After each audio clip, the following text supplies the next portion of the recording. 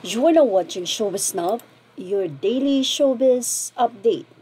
Sa kabila ng kumakalat ngayon na survey mula sa television, ito ay mula sa NUTAM or NUTAM, mula sa National Urban Television Audience Measurement, mula sa Philippine National Television Audience Measurement, mula sa Rural Television Audience Measurement or RTAM ratings August 29, ito po ay mula sa data from AGB Nielsen Philippines.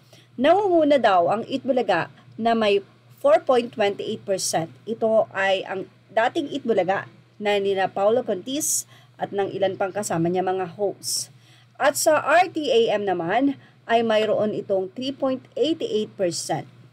Ang EAT ay pumapangalawa na may 4.12%, habang sa Fintam naman ay may 3.21%, o 29%, at sa RTAM naman ay may 2.08%, habang ang It's Showtime ang pumapangatlo na may 2.54%, 2.48%, and 2.41%. Sa kabila nito, mula sa naging reaksyon ng mga netizen, hindi sila naniniwala dito. Well, narito ang kanilang naging reaksyon mula sa naging update ng Daily Tribune sa kanilang Facebook page.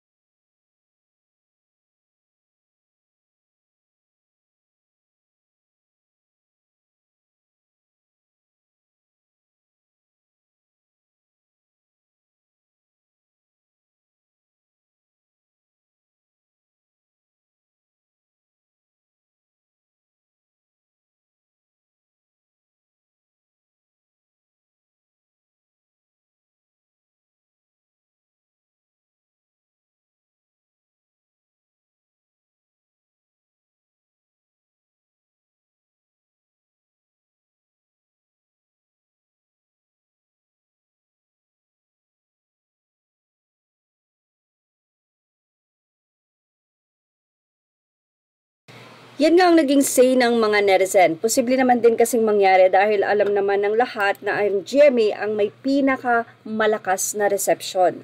So yung iba kahit walang choice na gusto nilang manood ng ganito dahil hindi nga masagap ng kanilang signal ay nanonood na lamang sila. Pero kudos pa rin sa EAT dahil sa kabila ng lakas ng reception ng GMA7 ay natatalo pa rin halos ng TV5 ang mga audiences, na ibig sabihin talagang ang ilan dito ay nagpalagay ng mga antena, masagap lang nila ang TV5.